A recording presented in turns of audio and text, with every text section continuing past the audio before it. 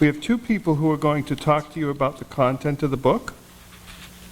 And then we are going to do a Q&A panel. So between the together time of wondering about who you're wondering about when you're wondering, and the thinking about not thinking, and what you're going to hear from Regina and what you're going to hear from Pam, I think that this is all put together for you to be able to ask questions of our glorious panel once we start up that. So Regina?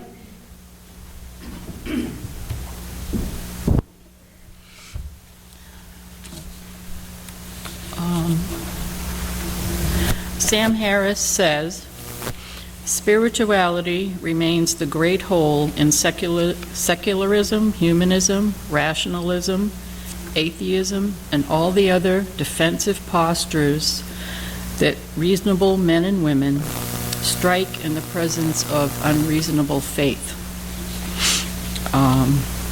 That spoke to me. I'm an atheist. What it meant to me is that I can be both rational and spiritual.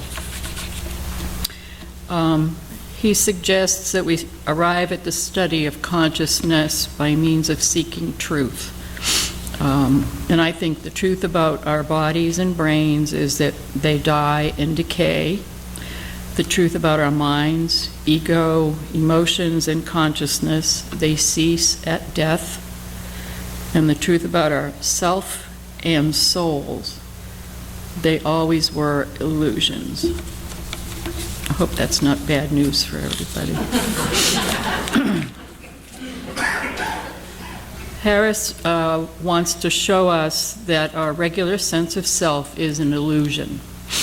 He gives us thought experiments on the existence of self and peer-reviewed literature on self. And of course, self disappears by the end of the chapter. I think consciousness is a mystery. Maybe it results from the organization of matter, molecules, proteins in a certain way that I think of as feedback loops in the brain. Harris delves into what is known in Western medical and philosophical literature to show evidence for and the scope of consciousness. As part of telling the truth about spirituality and consciousness, he discusses psychoactive drugs, near-death experiences, and meditation practices with various gurus.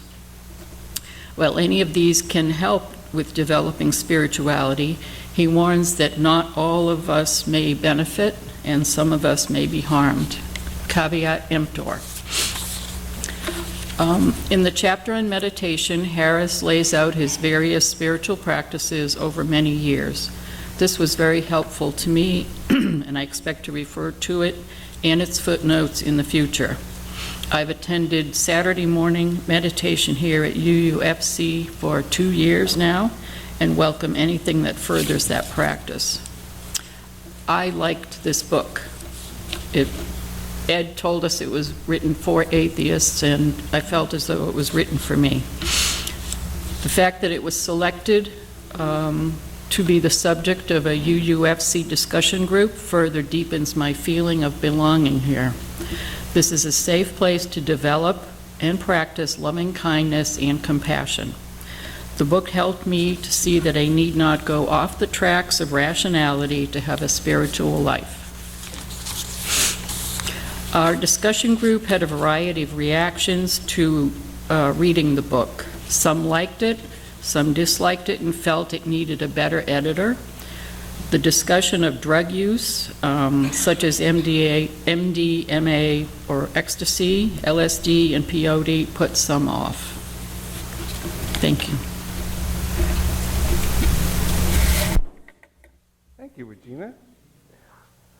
Pam West joined our group, and is it Pam or Pamela? It's Pamela. You know, Pamela is going to tell us what this book said to her.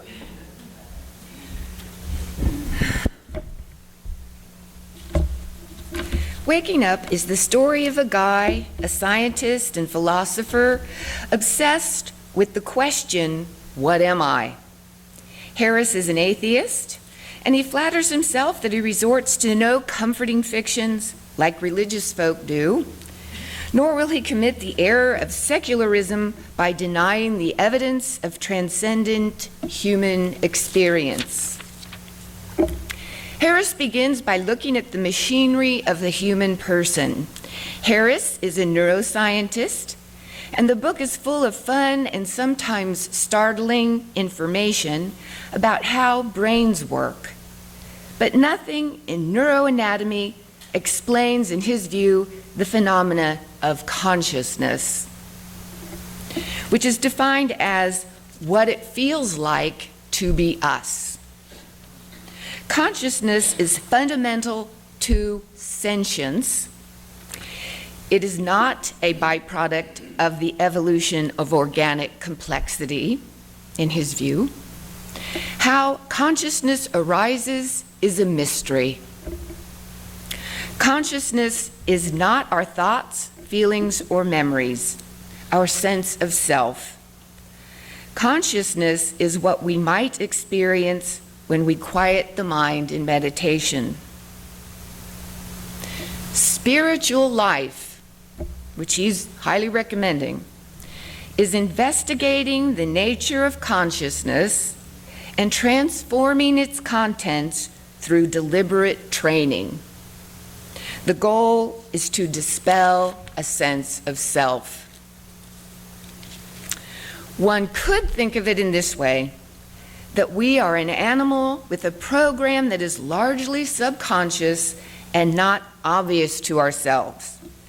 We are reactive, judging, frequently at odds with ourselves, living in a social context in which we are aware of being observed, and with habitual ways of thinking that are fraught with anxiety. But we are simultaneously a self that is imperturbable, deeply moral, and suffused with a sense of well-being. So we have an animal self and a higher self. But that is something Sam Harris would never, ever say. His conception is that the self is an illusion that we identify with, but exists as the content of consciousness. Consciousness is an uber state, and although Harris wouldn't use the word, we could call it a holy state. So it could be said that we are streaming this holy state, pure consciousness, untainted by any expectation or judgment. But we fail to see this because we are swamped by data from this animal state, what Harris calls our concept of self. Again, spirituality is defined in this view as a process of self-transcendence, of not identifying with one's thinking mind. When one approaches this release from the tyrannical boundary of self, one acquires not only the experience of unity, love, and well-being, but acquires an ethical self-sense that is innate and profound. Well, this is a scientific book, and he's got data for everything. There's not much scientific evidence for this except the author's own subjective experience. In my opinion, the moral sense that grows out of consciousness. Much of the book is devoted to the subject of mindfulness and meditation as important spiritual tools. Mindfulness is not only the practice of being fully aware in the present moment, it is also marked by the understanding that no thought or feeling state abides, that all experience flows past in the creative present.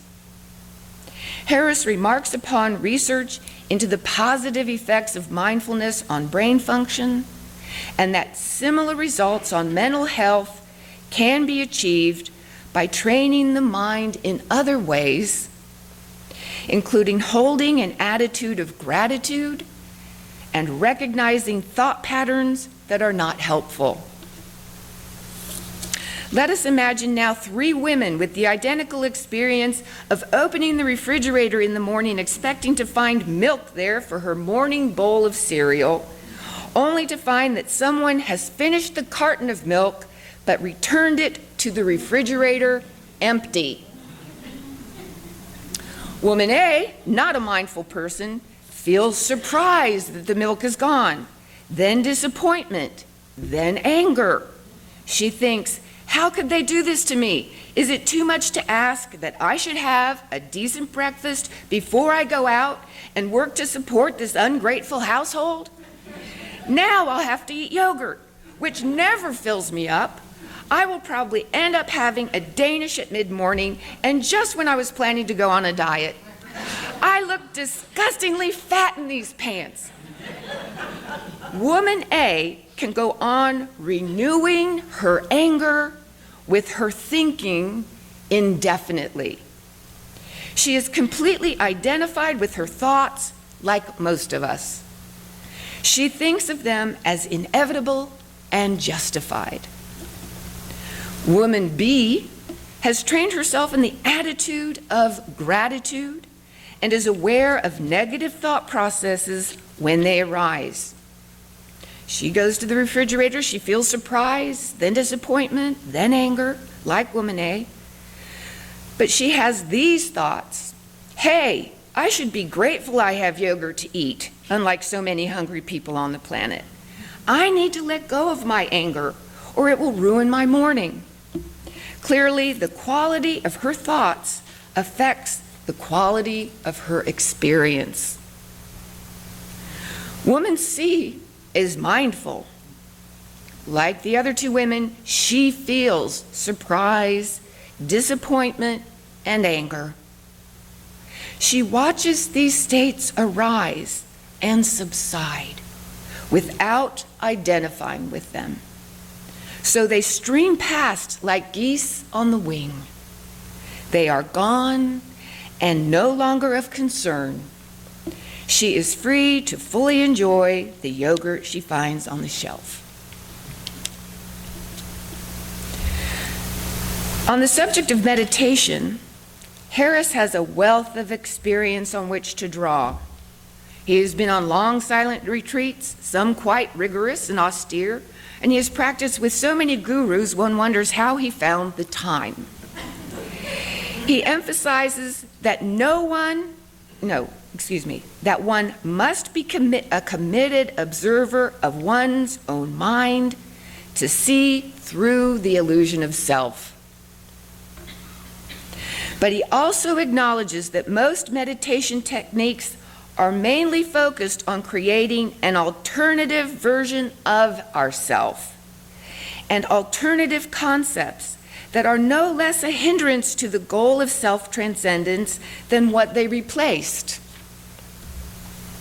Harris does suggest that there are practices that instantaneously and durably reveal the nature of consciousness. Not that it is easy or that competent teachers are readily available, but Harris does hope his book will point to the type of experience he himself has had with a teacher of the Jozen school of Buddhism. He offers some practices to try oneself and offers a description of what it feels like to transcend the self. Thank you for your kind attention. Waking up, and I think this is going to be in the library if anybody wants to. So as you can tell, it was a lighthearted class. We had tea. So with the rest of the panel, mind coming up? So what we'd like to do is just throw it out to the rest of the congregation, and we only have 2 wireless mics, so why don't you 3 push together, and then I'll walk around with one of them, and then you can share that one. Anybody else from the panel? Anybody else from the class going to come up and sit with us? I won't point anybody out. Yes, you will. Yes, no, I won't. I won't point anybody. I told you I wouldn't point. Okay. Anybody have any questions? Questions, comments? Go ahead. Sure, Cindy. So, I appreciate Pamela, you giving us 3 women instead of just 2. But I don't see the issue with woman B. I mean, why? What I'm getting at is he says, that's for the good of the planet. Let's get smarter about how our brains work and learn to control them. And we can do it, we don't have to meditate.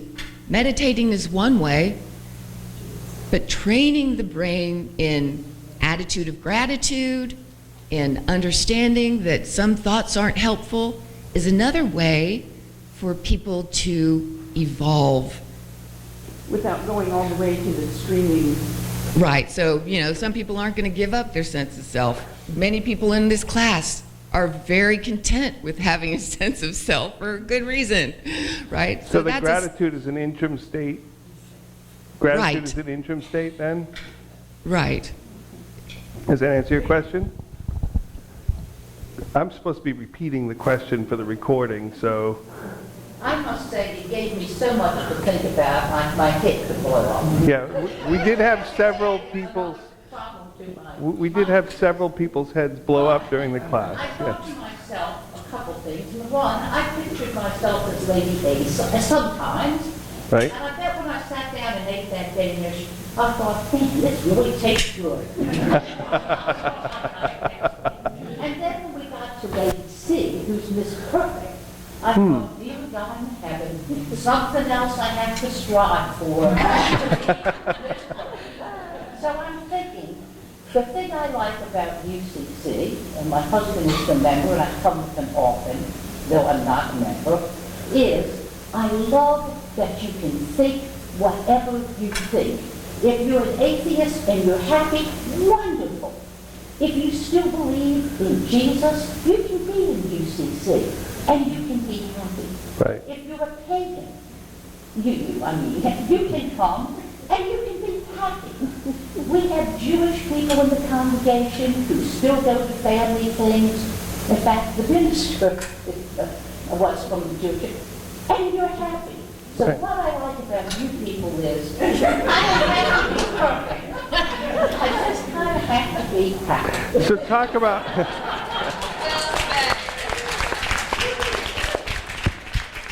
So talk about what, maybe one of you pick up the concept of perfection and, what is that?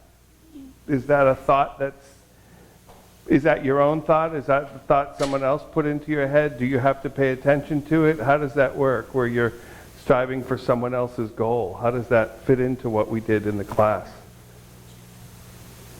Well, I think it's the great irony that in this system anyway, you can't have a goal. The goal cannot be to become enlightened. That's just putting more concepts in your head. Mm-hmm. The thing is to be rid of all concepts. It's a much more radical thing. You cannot think your way there. So there's... Anybody else?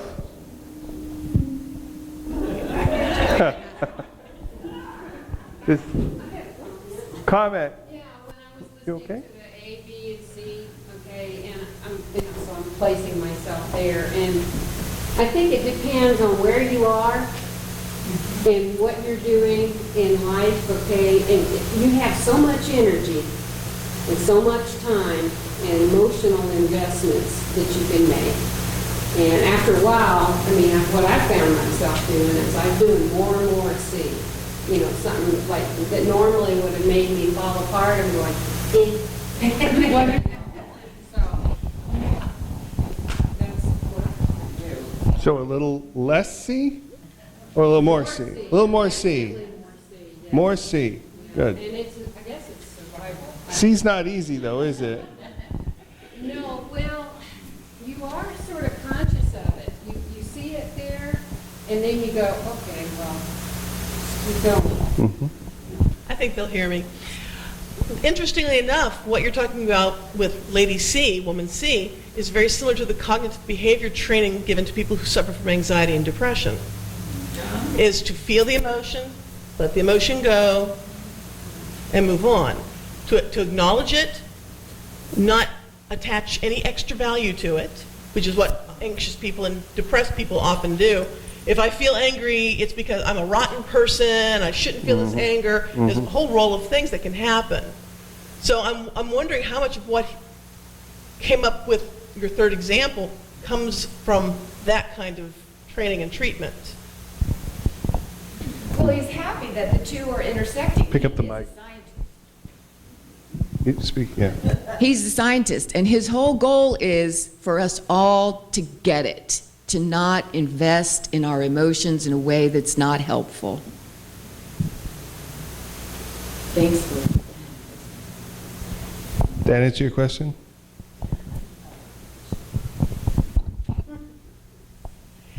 Well, this is maybe not really a question, but when I had my car accident 21 years ago and was in a coma for a while, there's like a whole lot of things I don't remember, you know, and stuff. There's this big hole in my life in addition to what everything else I forgot with my injury, and I did not know how he dealt with people. And my doctor said basically they don't know that much about the brain and about how it heals and stuff like that, so I'm as good as I'm going to get.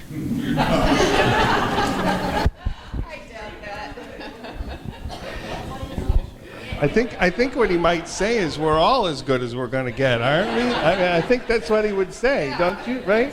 Yeah. Heidi's wanted to speak for a while. Oh. Oh, thank you, Jeff. That was nice of you. I read part of this book, and then I stopped in frustration.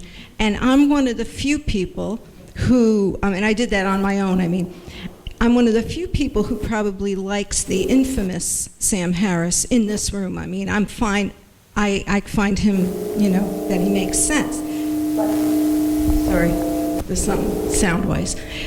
But I still struggle with even understanding what it means to not, the Buddhist or the Zen feeling of not having a self. When you asked the children what did you say? Who are you talking to? I thought the answer is ourselves.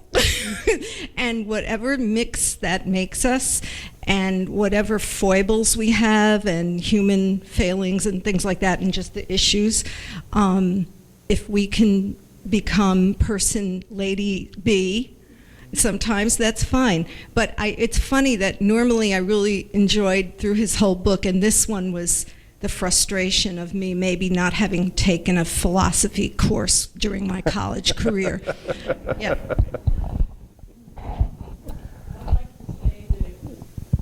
It's an extremely difficult subject for, I think, Westerners to understand. And sometimes I can understand it intellectually, but that doesn't get me anywhere near it, anywhere. And there's a difference between what you can do in moments of silence when you're thinking about this and in moments of stress when there's no milk in the damn carton, right? There's a difference. You know what I'm saying? It's easy to say, oh, look, there I am being angry, when you're sitting here thinking about your own thoughts and being angry. It's far harder to do that when there's no milk in the carton. Well, I thought that those examples were, I think he used those similar to that as examples that you are not identical to your emotions. You can change your emotions on a dime by changing your mind. Thank you. Sherry, I just wanted to comment on what you were talking about with the therapy. And when you recognize the different stages that you're going through, if it's something that you don't want to be a part of anymore or to experience anymore, you want to replace it with something. And so I heard replacement behavior instruction in some of that too. But I also wanted to comment on two of my favorite atheist friends up there at the podium who I have partnered with for some of the most spiritual experiences I've had at this fellowship, which is Karel was talking about experiencing nature. I find that to be an extremely spiritual part when we get together with the hula and go out hiking. And then with Regina, when we have done good works together, at the Family Promise, we spent the night there to help with the homeless. So I just wanted to point that out, that atheists can lead the way for good spiritual practice. And thank you very much. I'm sorry I couldn't finish the book either. I think we're running a little low on time, so we'll let the boss have a word, and then we'll... Just a short word. You're in charge. So I wanted to sort of connect with what Kathy was saying. I don't know how many people this week saw the study that came out about children who grow up in non-religious households are more caring and compassionate than rigidly religious children, which I found was really fascinating. And that was an aside, but I want to go back to what Karel said and then what Kathy said. You know, part of our life is not just being an independent self and thinking in our own minds, but how do we deal with self as we enter into community? And I think that's where the connection of spirituality and what we think about the self is really key, because what kind of people do we want to be as we live in the world? Anybody want to comment on that? How is it easier to be a member of a community if you're less yourself? Which might be a really strange topic. That might be hard for people to understand. I've had so many people say to me, well, you go to church? And I said, well, yes. Well, why do you go to church if you're an atheist? And I always say, well, there are other things to worship besides a God. And like I said in my talk, my concept of spirituality is connection, and there's no one I would rather connect with on the face of the earth than you people. And you touch me spiritually to my deepest core. Well, thank you very much, class. I think we had a wonderful time talking about whether we were our bodies and whether we had our minds. And if you were to cut your brain in half, would it be suicide to kill the other half of your brain? We had some really lighthearted discussions. But at this point, we have to move on. And if you would all stand, we will sing our second hymn, hymn number 184, Be Ye Lamps Unto Yourselves. Thank you very much, guys. Thank you very much. Thank you very much. Thank you.